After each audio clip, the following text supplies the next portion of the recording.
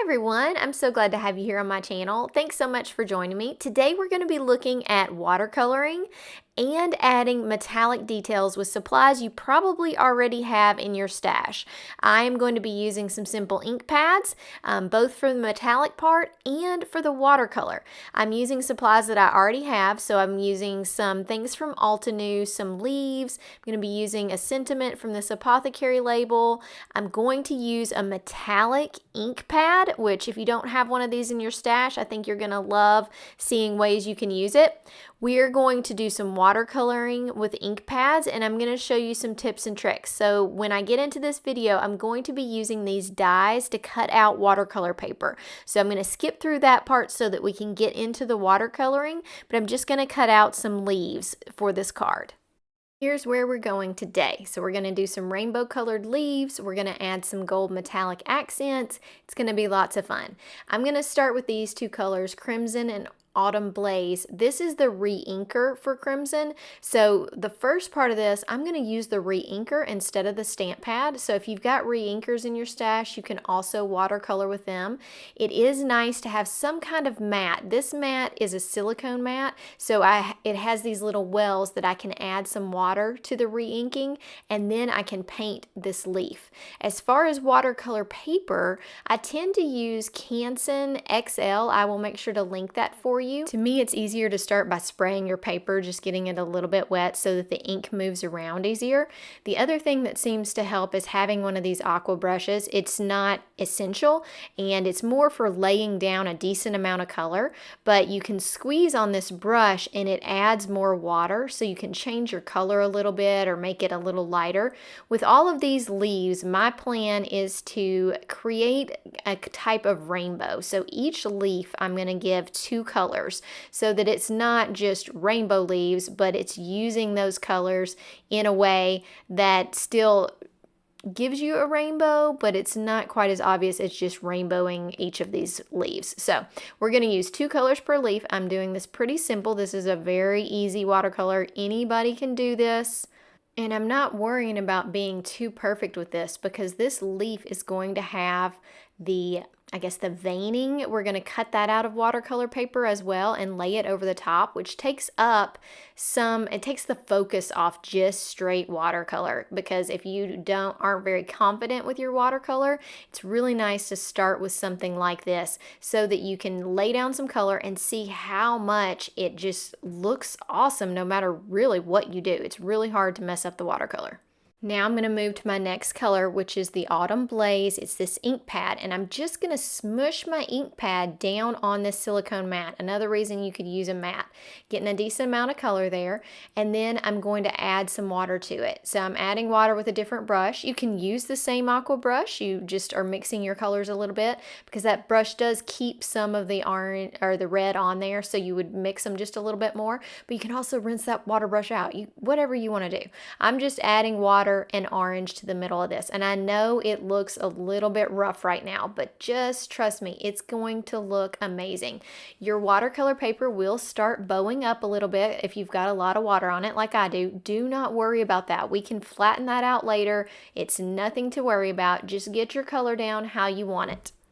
I like to go along the edges of each color and just make sure I've got them blended together, and then we are going to set this one aside to dry. So I'm not going to use anything to dry the leaves. I'm going to let them dry naturally. I feel like that's a little easier on me when I'm coloring a lot of options, but also I think it gives it kind of a different look. So if you are interested in checking out, do one leaf and dry it, and do one leaf and let it naturally dry, and just see which effect you like better. So I'm going to add a little bit of red on this side. I'm just trying to get the sides even, and then we'll put this aside. The next leaf is going to be yellow and green. So I've got this Warm Sunshine and Fresh Leaf, and yes, you can use a mini pad in color too. So I'm using a big, large Altenew pad, and then I only have the mini in the green, so I'm going to use a mini. So with the big pad, I can do a whole lot more ink. So I did that, and I'm using this water brush that I've cleaned and just laying down some color. And you can see that's kind of light with yellow. So I'm not going to add a ton of water. I'm going to add a lot more pigment to get myself some color, because that red and orange card had a pretty good amount of color. So I will lay down a decent amount of yellow on this. And this still wasn't dark enough for me, so I'm going to add some more ink, and I'm going to use a small detail brush. So I'm picking up a little bit of water and grabbing some of that color, and you can see how much darker that is. If you want to add more ink to your mat, you need to stamp in a different place so that you're not getting water on your ink pad. So I'm going to grab that ink pad and add another little area of ink because I just feel like I need some more color. So you can do this and just rub it in a different place and bring some water to it versus trying to put it over the same area that you used, which is why it's nice to have a big mat if you've got one. But that way you're adding your ink without getting water on your ink pad. The cool thing about watercolors, you can always let things dry, add more color, or just increase the pigment. One way I'm going to use this brush is to hold my leaf down so I can get the edges. And like I said, I'm not really doing anything very specific. I'm just spreading color out. I got a little too much right here, so I'm adding more water. It's really very forgiving. It took me a long time to decide I was going to attempt watercoloring, and really it seems to be one of the easiest to me because you've got so much freedom to make it look how you want it, and also you've got an easy way almost to erase. Just add more water and you can pretty much erase your lines. So especially if you're not trying to get into a detailed painting, you're just wanting to add color to your die cuts, this is a great way to do it, and it gives it such a cool look. Lots of texture and just color variation that you can do. I'm using my green pad and adding a little bit to the middle of this. You can do this any way you want. It's green and I'm just kind of watering it down, and I'm not going to do a whole lot. I'm just kind of adding it to the middle, and we'll go on to our next color, but adding a little bit to the middle, and then we're going to set this one aside to dry. When my leaves are dry to the touch, basically I'm not going to make an impression with my finger or something like that. That's when I usually put something heavy on top of them. A lot of times an acrylic block to kind of flatten them out a little bit better. We have other ways to fix that if we need to, and I'll talk about those at the end of the video, but let's move on to our next leaf.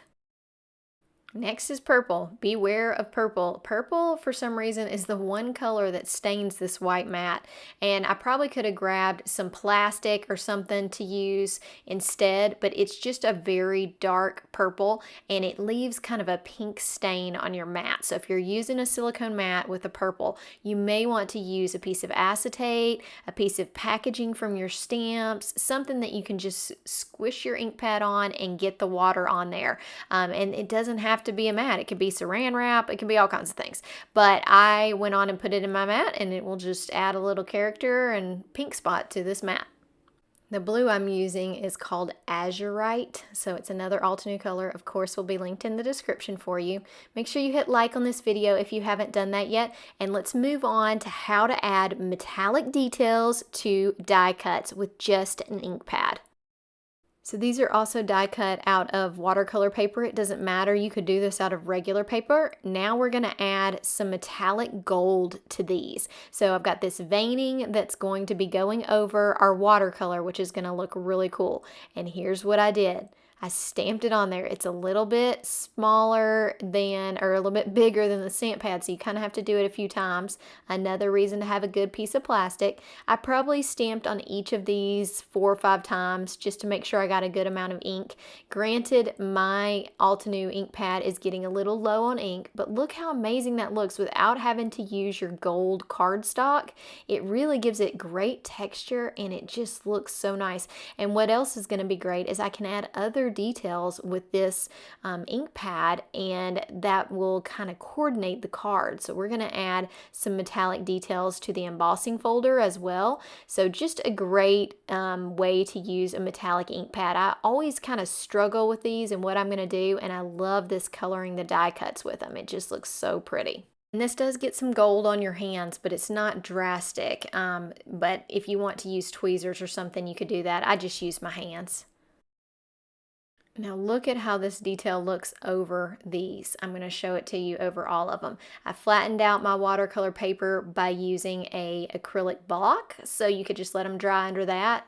They look so good. I really love the purple and the red. I think they're my favorites over the yellows, but I'm just partial to those colors. So I'm going to glue these together, and we're going to do the background with some metallic ink. I'm going to use an embossing folder to create texture on the back of my card. You can do this in all kinds of ways. You could use stencils. I have some videos on how you do this same process with a stencil, but I'm going to use this folder. So you put a piece of paper inside this and you run it through your die cutting machine and it creates an impression. So it's going to create this organic linen look on the paper. Here's what it looks like when it comes out. You see that? It looks amazing. You can use it for all kinds of things and it gets kind of stuck to the paper here. So you can see how much texture there is there. But when you're looking at this, it really just begs for something more on it. So we're going to use that metallic ink pad and we're going to add gold to the edges of this. This may be hard to see, but it's going to give a great gold accent to the outside edge of this. So I'm going to start by just rubbing this ink pad along the edges and kind of coming up to the texture just a little bit. I want to create maybe 1/4 of an inch worth of gold look. So I'm just going slow and going along this edge because you want to keep it in pretty much in a line. And I like to tap along the edge because that gives it a nice metallic look. But about 1/4 of an inch. And can you see that color there? Oh, it looks so beautiful on your card in person, seeing those gold accents. So I'm going to do this all around the card and then we'll put our card together. This doesn't have to be done with a metallic. I am just creating what I think is going to look best for my card. But if you don't have metallic ink pads and you've used a color on the front and you're wanting to coordinate, just rub any ink pad on this. It's going to look great. That texture picks it up and you just don't press in very hard. So there's texture that is raised up and that catches the ink. So I'm just rubbing along there. I'm not trying to fill in every gap. I'm trying to catch what is sticking up and add metallic accents to it. So you're not pressing hard. That's why I'm not taking this pad and running it along it while the paper is on my mat, because I would press too hard and I'd fill in those valleys, which I'm trying not to do. Basically, you're trying to get some gold on the hills of this versus the valleys. And if I just went with my stamp pad and just press super hard, I'm going to fill in every area with it. So that's why I'm holding the paper up and just going around and doing small areas at a time. I think you can see it in this shot right here. Oh, I just love it. So now let's put the card together. A quick tip for this textured paper, sometimes it has a little bit of curve to it. I'm using this double-sided adhesive foam. Do you see I've cut it to the size of the back of the card, maybe slightly smaller so you can't see the edges, and I'm putting it down on here. And this gives your card a very sturdy background, but it also makes it flat. So if you've got watercolor, you can do that with it. Great product. I will link it for you in the description. I'm putting very teeny amount of glue on the back of this gold metallic outline here, or veining of the leaves, and I'm going to glue it to my leaves. You need to be careful with how much glue you use because glue is another liquid, so if glue squeaks out onto your watercolor, you usually see a little stain or a little spot there, so it probably would have been a good idea to cut this out with some double-sided adhesive on the back versus using glue, but I didn't think that far ahead, so we're going to go with glue and just be very careful. So I'm arranging my leaves using a little foam tape on the middle leaf, and now we need a sentiment. I had this die from Altenew. It's part of the frames die, and I don't think I ever noticed that the middle of this has these teeny rectangles. I have a hard time cutting sentiment strips, and this sentiment's so small, so I'm just going to heat emboss on one of these, and they are already cut out for me. All I have to do is heat emboss it on white and then put it on the actual card. So don't forget to look at your supplies in different ways. I can use supplies in so many ways, and maybe that's what this is made for. I don't know. I just thought it was a frame, and then I realized it does cut these little strips out. So I'm going to use it as a sentiment strip die. So just make sure you look at things in different ways. There's so many ways we can use what we have and not have to spend a ton of money to create all the cards and things that we want to do. Another way to use things you already have, I have a T ruler, but I always have trouble getting it to stay in the right place. So I think I learned this from Jennifer McGuire, but you've got this magnetic mat. And so why not use the back and your magnets to hold everything where they need to be, especially when you need to get something perfectly straight. So I can use my ruler, I can put my magnet on my ruler, or I can just hold the paper down with the magnet. So I'm going to use that to keep things in place and make sure I've got a very straight sentiment strip. Just another way to use one of the products I already have in a different way and get more use out of it. So I use my Misty all the time now. So I got the strip on and I realized with it being on this black background, I needed to mat it in black. That would just really add and really complement that sentiment strip. So I'm going to add a black backing and that'll be it for this card. Remember, we have that foam on the back, so it's already adhesive. I usually add a little bit of glue to the foam just so that I can move it around. I really want things to be perfectly square. So I'm going to add some glue tube from, I believe this one's Lawn Fawn, and I'm just going to add some dots, and that just gives me some freedom to move this adhesive around. Yes, it will stick fine, and if you are good at lining things up first time, then go right ahead and don't worry about the glue. But the glue gives you just a little bit more freedom to move it around on that piece of paper. So now I'm going to place it on this black mat and look at how cute that looks. I just love it. So I hope that everybody enjoyed this video today. I'm so glad that you stopped by. Make sure you hit the like and subscribe button. Everything that I used in the video will be linked in the description. And make sure and check out other videos. I have a new video every week and I love having you here. Thank you so much. Have a great day, guys. Bye.